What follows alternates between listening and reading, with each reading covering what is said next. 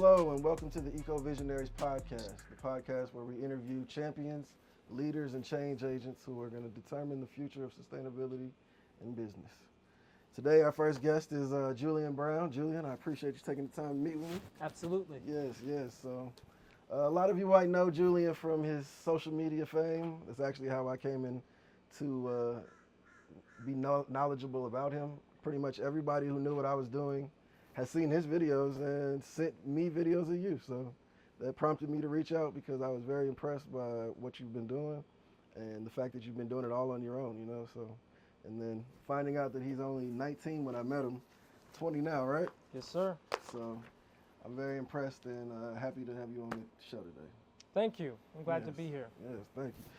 Julian has developed a novel process for an established technology of pyrolysis, where most technologies use ceramic heaters or gas heaters. He has implemented microwaves. So he's using magnetrons to introduce plastic and heat into his plastic.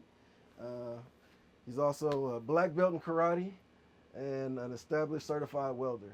If you could kind of give me some background on you, how you got involved in this advanced recycling industry, and what sparked your interest. Yeah, so it started when I was in high school. Mm-hmm. So in high school, I was in a welding program. Okay. Right? And in that welding program, of course, we learned how to weld things, put together things with metal. And at that same time, I also was getting into gardening. And getting into gardening, I realized that in nature, there's no such thing as waste. Because a part of gardening is composting, right? You take all your food scraps, your garden waste, and you turn it ultimately into the same soil that your plants grow in and thrive. So then I started to look into waste as a whole and how we as humans deal with waste. We have all this food waste, all this plastic waste, metal waste, and it's kind of obvious what we can do with metal waste. We can recycle it, make new metal. We can take food and make compost, but plastic waste has always been that thing that it's like, well, what do we do about that? I know that we have some things we could turn a plastic bottle to another, but you start to do research about those things and you realize they don't really work. So I remember seeing a video in my environmental science class. It was the video of the turtle that had a straw in its nose, right? Yeah. We've all seen that video. And that video really got me that was pretty much what broke the camel's back for me, right? The straw that broke the camel's back, the straw that broke the turtle's nose. So what happened then was it really started getting me to ask, why are we only being shown problems about the plastic problem? Yeah. All it is just problem. What is the solution? Right. Because if what we're doing now, if all these recycling companies work, we wouldn't have this issue. So I looked into it. I realized that less than 5% of the plastics are actually recycled. True. And that the recycling industry as a whole is pretty much a scam. They barely recycle anything. Most of it actually ends up in the landfills or the ocean. So I was like, okay, well, you know what? I can compost here at home. I don't know what they're going to do with my food waste, but I can compost here at home, right? I can take my metal myself to a scrap yard. But I want to figure out a way I can deal with plastic right here at home. So I started to do research, and it came down to eventually, there's not really a way at home that you can really take a plastic bottle, make another plastic bottle at home easily without a whole bunch of, chemical processes and things. But you can destroy plastic at your house. You can set it on fire, but that's an issue. You set plastic on fire, toxic emissions. We all know that's no good, right? The next best thing is the process of pyrolysis. And the process of pyrolysis, as you know, is when you break something down without oxygen. So you don't have the reactions with oxygen, the dioxins forming. It's a lot more controlled. So I found that just by, going down rabbit holes. And then I found an Instructables course online on how to build a very small reactor. And I was like, you know what? I'm a welder. I can put that together. Let me just do it and see what happens. And it took a lot of convincing of my parents to allow me, because I was just a little bit over 17 at that time, so I was, still living with them, still in school. And they were like, first of all, you're trying to turn plastic into fuels. That's not even possible, for one. And what are you going to do with the fuels, for two? Because you're not putting them in our cars, I'll tell you that much. So that was where the whole process started, between welding and then just having that interest in, I want to find a solution to this problem. Yeah, beautiful. Yeah, I can relate to that. The way you come into it is kind of like it's just a eureka moment where, why is this not being done? And once you do the research and you can't figure out why it's not being done, I might as well do it myself. Absolutely. So I definitely relate to that journey. And I salute you taking those steps, you know, especially from just thinking, oh, I can weld to, oh, wait, I can build a reactor. You know, some people can weld, but they're not going to think when they come into that they can, you know. Right. So I take my hat off to you for sure. Thank you. So this is your 5th or 4.5 generation system, correct? Correct. Correct. Great. So this is much more involved in the system that I saw when I first saw your videos. Right. That was maybe your 2nd generation. Was it I believe it smaller? was the 4th one that Yeah? you saw. Okay, so this is after that. Right. So you This is made a after. large leap. Yes. Yes. Okay. You learned a lot along the way, clearly, because you're measuring everything. I like what I see here. Thank you. Definitely. So are you full operation with this system yet? Well, right now it's been operating at half power test runs Okay. because I'm still completing all of the magnetron mounts to allow the maximum amount of microwaves to be put in there, and I also have to get more actual microwave power supplies. Okay. So it's almost there, Yeah. but just a little bit more work to do. But all the hard work, the hard legwork up front is clearly done. Clearly. Good, man. Looks great. Thank you. Definitely. So, speaking of microwaves, just because it's a novel thing and we're kind of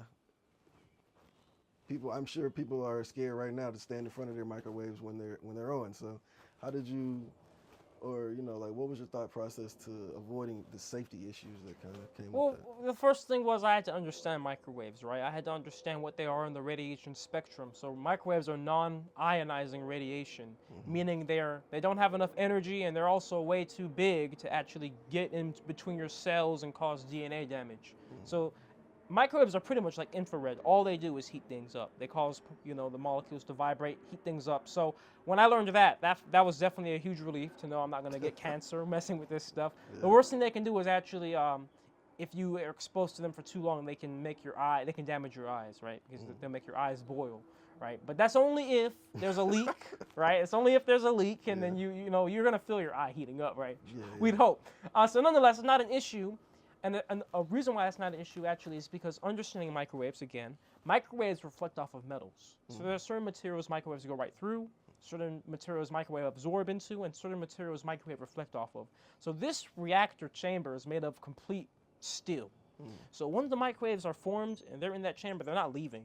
And I even have a microwave meter to test it. When the machine's on, all of the magnetrons on, you can stand around it, and it's pretty much reading at 0, except for on the side where all the power's coming from, right? And that's because that's where the electromagnetic fields are the strongest on that side of it. But that's why I put all my power supplies on one side, because I always intended for this machine to be a machine people could come and tour and see, and it's got to be safe. Right. Absolutely. Well, it seems like you put a lot of thought into that. Did you prior have them on different sides? Yep. In my past machine Mark IV, I had 3 magnetrons on the right side, and I had 2 on the left side, so a total of 5. And once again, the issue with that was, you know, it would pretty much have the whole thing surrounded by residual microwave leakage, just little amounts. But most importantly, the high voltages that power the magnetrons were on both sides, and that's the most dangerous part, actually. So microwaves are not very dangerous. The most dangerous part is the high voltage power supply to the microwaves, which is actually over 2,000 volts. And so it's lethal completely, and that's the most scary part of working with microwaves, or even taking them apart, because even the capacitors, when the microwave is unplugged and turned off, they can still hold a charge that can hurt you.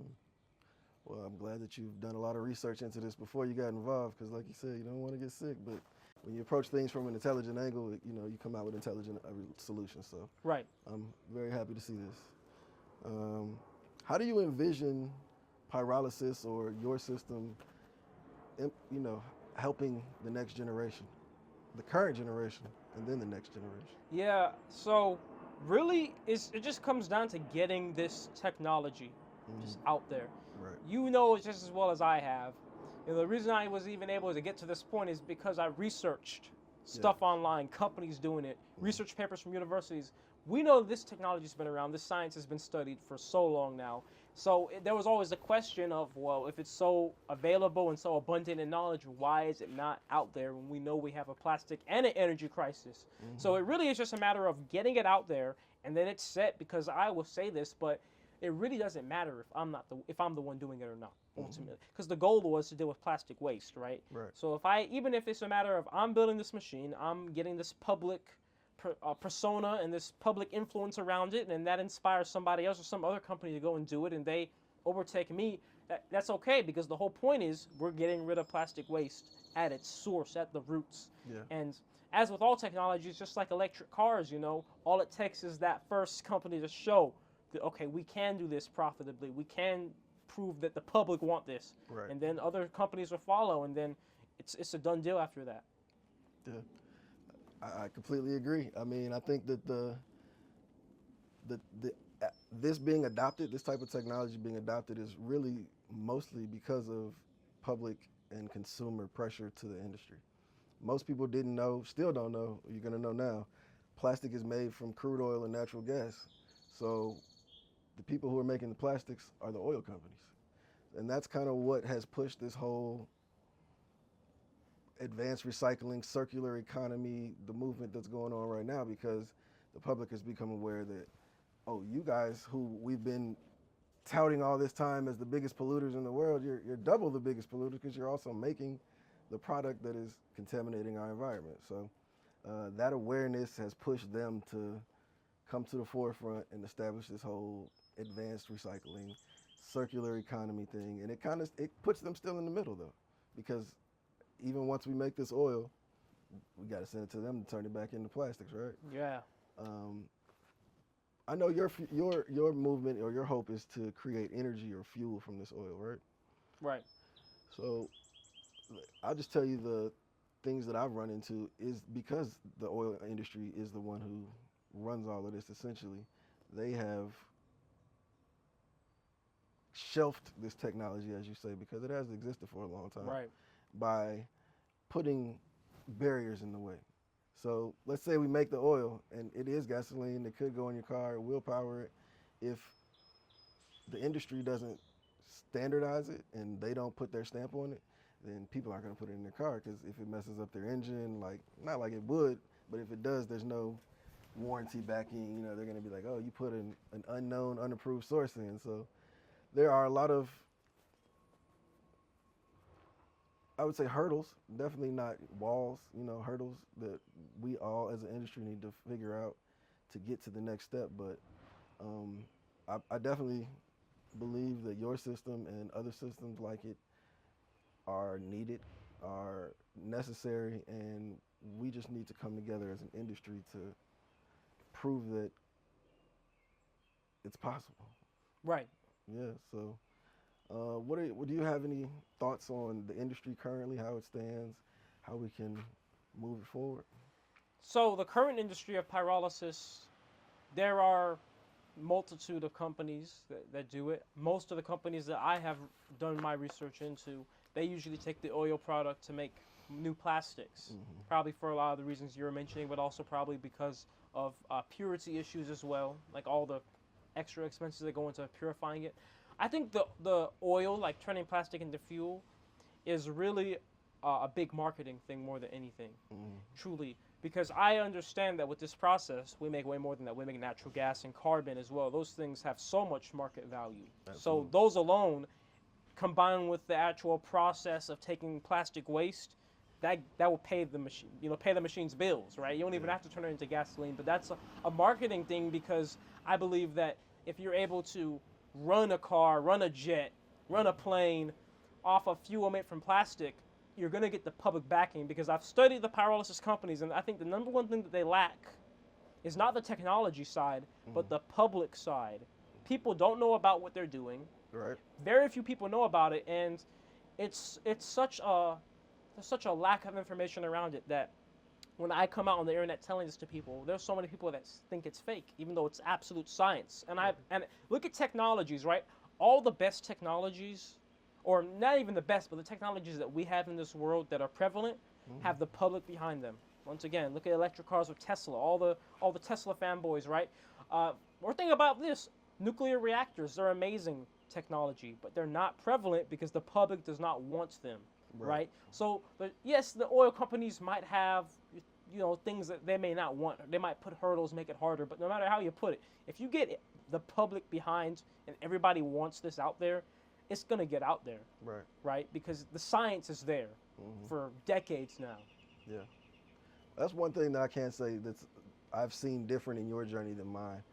As I was coming up, I felt more like we needed to be as quiet as possible to establish ourselves before we started making the noise. And I think that when I got in that industry, that was probably more true. But just seeing your journey and how you're attracting so much attention to this technology alone, not just your company and what you do, but the process and how much it's really needed, I take my hat off to you, because I think that that's a major thing for the public to be able to see it and understand it. And like you say, there's always going to be haters.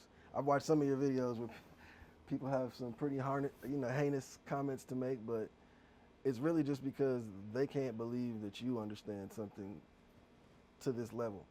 This is extremely impressive. Like, Thank you. you're doing this in your backyard, and like you said, you haven't had formal training in this. Like, you've read research papers and you have a stronger grasp of this than a lot of the people who I know have been in the industry for a long time. So, I mean, you have the mind for this, obviously. You have the passion for it.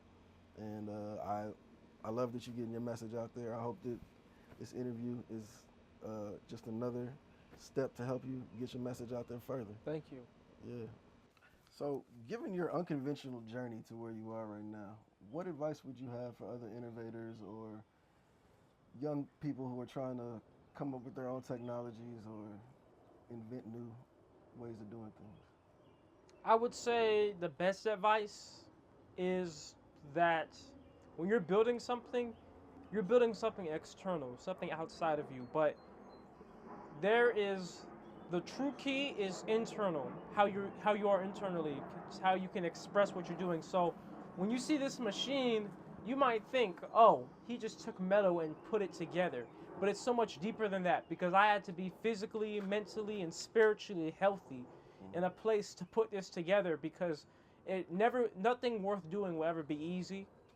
No journey that's gonna make you grow is gonna just be easy. There's gonna be difficulties, and that's okay, because you're gonna go in doing what you're doing, knowing that, and then you're going to be internally sound, right, and ready to deal with any obstacles. So I think that's the key, because that's something that people may not see online when they see me talking about it. They just see me building the machine. They see the machine in front of them, the products, everything external in the flesh.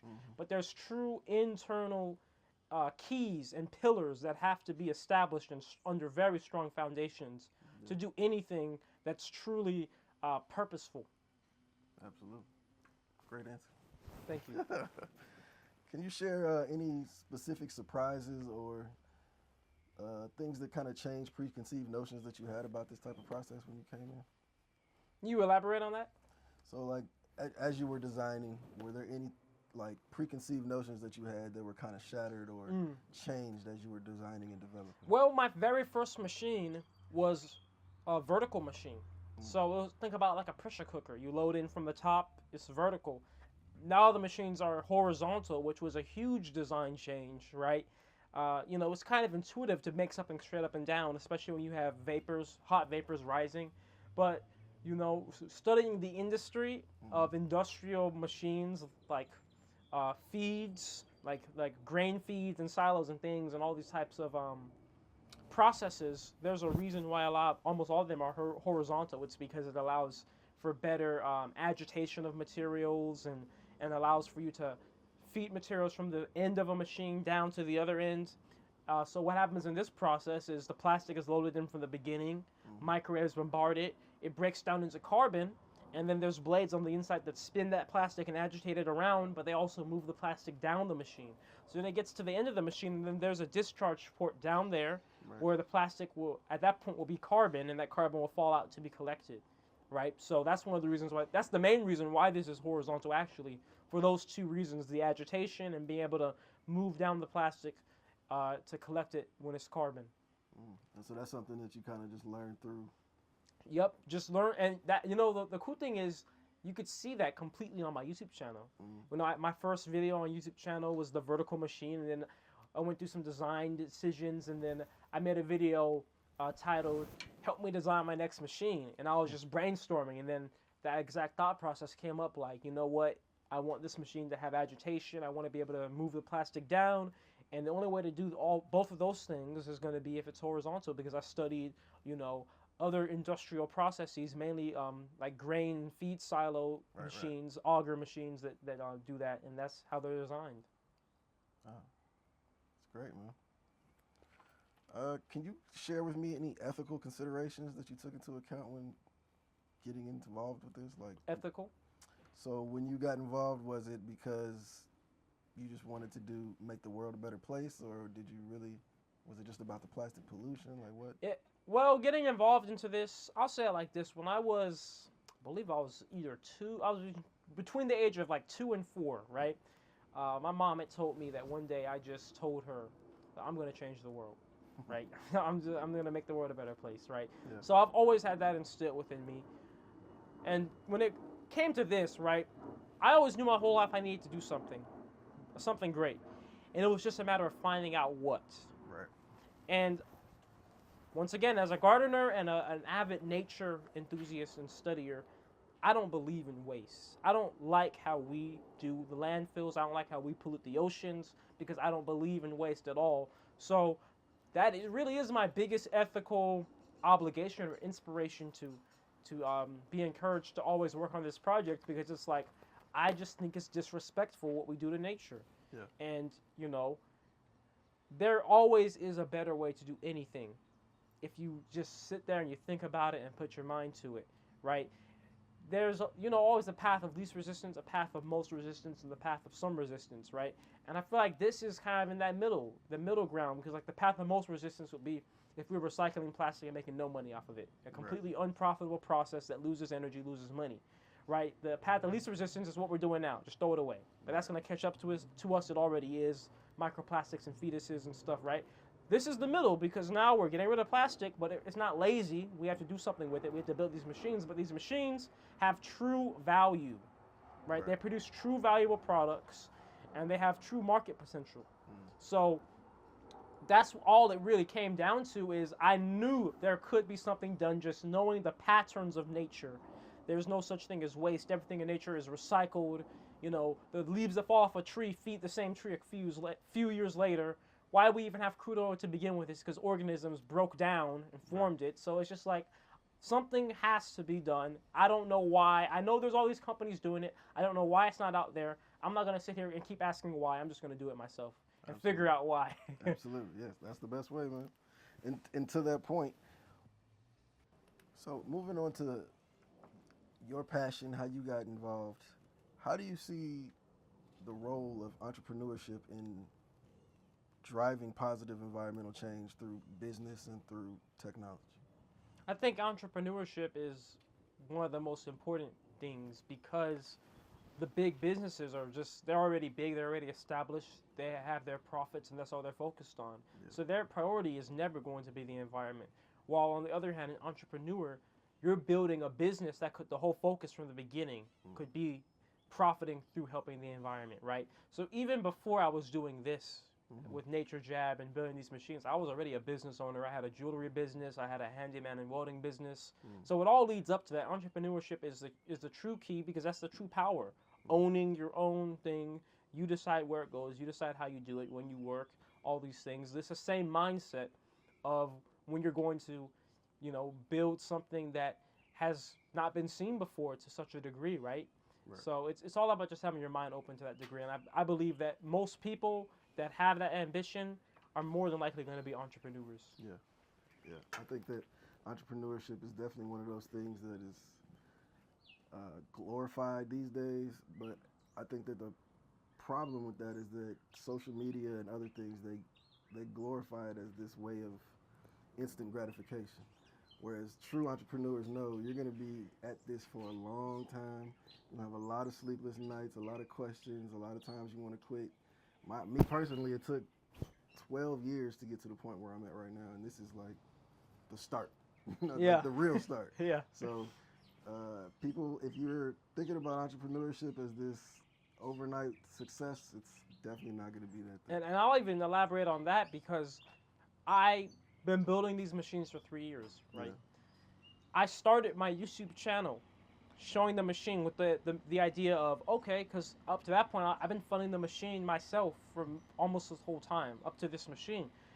And my idea was, okay, I'm going to make these YouTube videos. Since this is such a shocking topic, I'm going to instantly go viral and I'll be able to make all the money I need to build the machine just off of YouTube. Yeah. It took 3 years from that day until now where I'm just, as you said, like just getting started, where I'm really starting to be able to crowdfund it. So it's definitely, there was even a time where, you know, it's my full-time job now, but before this, like I said, I had my handyman welding business, right? Mm-hmm. Because, you know, you got to have the transitions to different steps. There's so many things as an entrepreneur that, see, that's the issue with when you post on social media, because you only post the good things on social media. But the entrepreneur, there's so many things that nobody will ever see. So many stresses nobody will ever feel but you. Yeah. That's a part of it. That's a part of the journey and what makes it so satisfying when you do finally get there. Yeah. Right?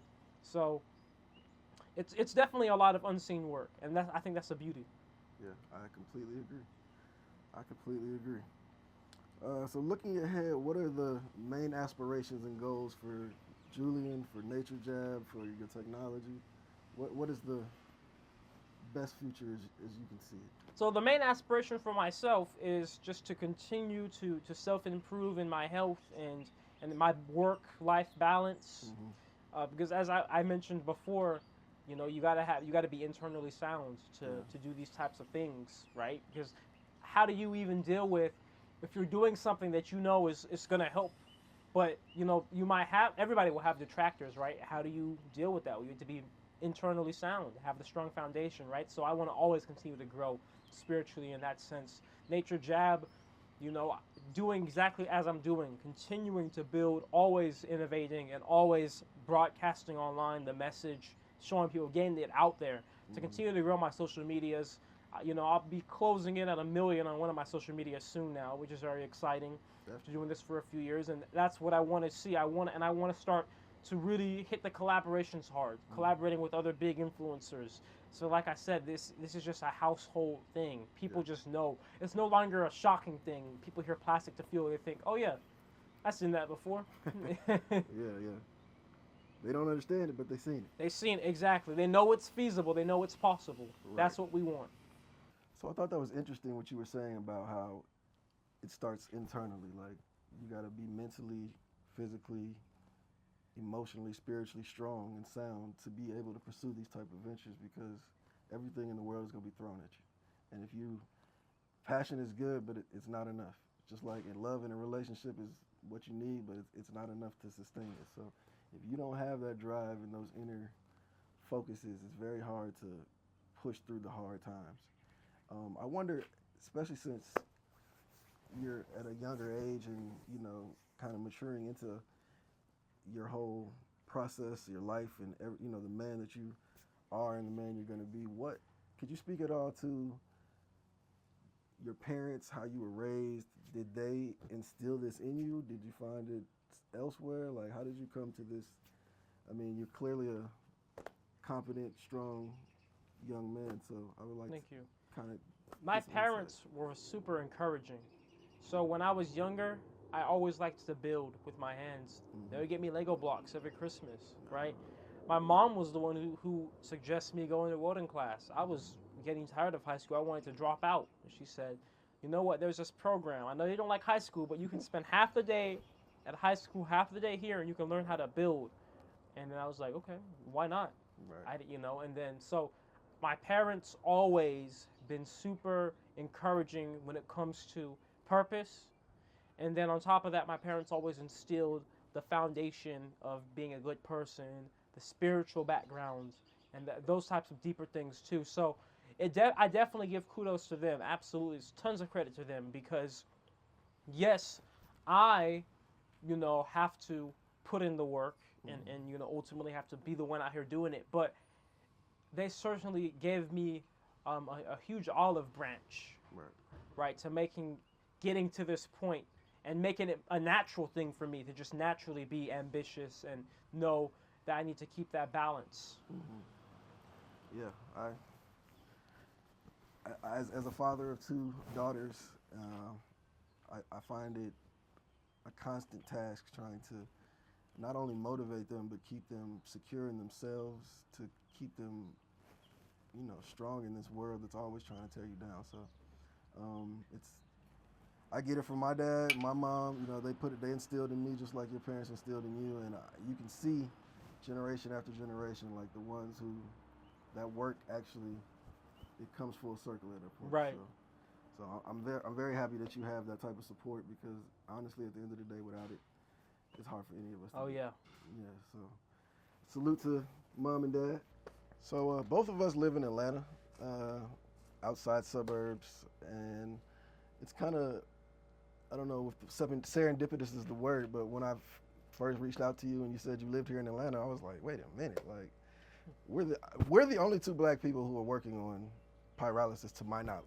I mean, there may be some small people working in the Caribbean or in Africa, but on a scale like this, or really trying to commercially implement, we're it, as far as I know. So us being able to connect like this was great for me.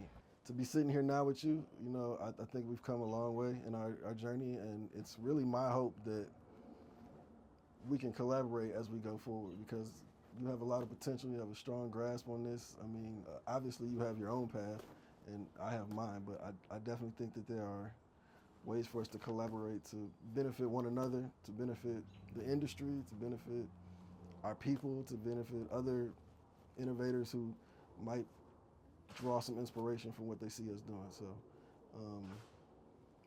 I have had some very bad experiences with corporate side of things. I guess that's the best way we can say that. And being a minority in an industry where change is fought tooth and nail is just that much harder. But I think that we both know that extra energy and that effort that it takes to get over these hurdles just makes the journey and the results that much more, exciting and worth it. Absolutely. And the truth is, because I'm on social media too, so that's a whole nother issue, a whole nother thing, because that's all first impression stuff. And the truth is, I don't even focus on any potential, you could say, detractors that may come just from who I am or what I may look like. I just focus on getting the message out there, because people would think what they think. I'm just going to keep doing what I'm doing, and I'm going to get to a point where it's undeniable, no matter what you think or what your opinion is on who I am or what I do or what I look like. You can't deny the technology. Yeah. And just let what I'm doing speak for it. And I'm going to be on the news, on your TV, regardless of what, Right. Whatever you might think. So that's my main focus. Yeah. Yeah, I definitely salute that. I think escape velocity is a very underrated thing. People try to keep people at a certain level or not stop them from progressing, but once you get to that certain level, once you overcome X amount of hurdles, like you said, there's no denying it, there's no stopping it. You've established yourself through action, through experience, and through results. And when things are measurable and quantifiable and you can see them actually working, it's really hard to talk against that. So I love what you're working on. I'm looking forward to full production. I know this is 4.5. It's going to be 5, 6, 7, 8, 9, 10. And I think that you have great potential to make a lot of change on this world, on the environment, on people coming up behind you. And I take my hat off to you, man. Thank you. Definitely. I think one thing that I do want to touch on as well is that most people don't see sustainability as being a cool thing. Us being in recycling is not very cool. When people think of environmentalist or a recycling CEO, they don't think about us. They're thinking about either some 70-year hippie or like a Jane Goodall in the mountains with the gorillas, or maybe even like recently Greta, the young girl. But I don't think that people see recycling or sustainability as a sexy thing or a cool thing. And I think that youth and seeing other faces in this industry is what's going to bring more synergy to it, more progress to it, and I'm excited about the journey. I completely agree. It's just going to inspire others to know that it's more than just what they've seen, the main image that you think of when you think of environmentalism. Yeah. We can all be environmentalists. Right. What I really like about this industry is that the strength or the competitive advantage isn't necessarily in how much I can do by myself or how much you can do by yourself. In this industry, the more we collaborate, the more impact we have on the world at large. So when I go to these other larger corporations and we can show them that not only can you be more sustainable in your operations by doing very simple things. Like one thing that I learned a lot when I was coming up is I used to have a job as a day porter. So I cleaned the buildings at offices and stuff like that. And when we came in to pick up the trash, there were separate bins. There was recycling and there was regular, but at the end of the day, it all went into the same thing and went out. So, I mean, the people in the office might have felt good that they were segregating, but it never actually makes it to the landfill, or it actually makes it straight to the landfill. So I think that the more we can collaborate as cross companies within this industry, the more impact it'll have on the world at large, and each of our companies can grow individually and holistically together. So I love that. Look forward to working with you and your company. I know you got a lot of exciting things on the map. Could you just tell me before we leave, how did you come up with the name NatureJab? Well, I'm all about nature. Right. That's how I started. My foundation is nature. And my initials are JAB, Julian Alexander Brown. But I'm also a black belt in karate.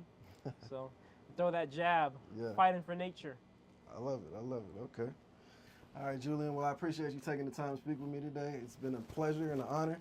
I look forward to continuing communications with you. I'm sure that there'll be some ways we can work together. Definitely be inviting you to Japan real soon. I want you to meet my partner, and think that you guys can definitely teach each other something, you know? I look forward to that. Definitely. So thanks for tuning in today. I look forward to the next episode, and you guys check out Julian and all he's doing, NatureJab. Can you tell them how they can find you on social media? On every social media, it's NatureJab, Nature J-A-B.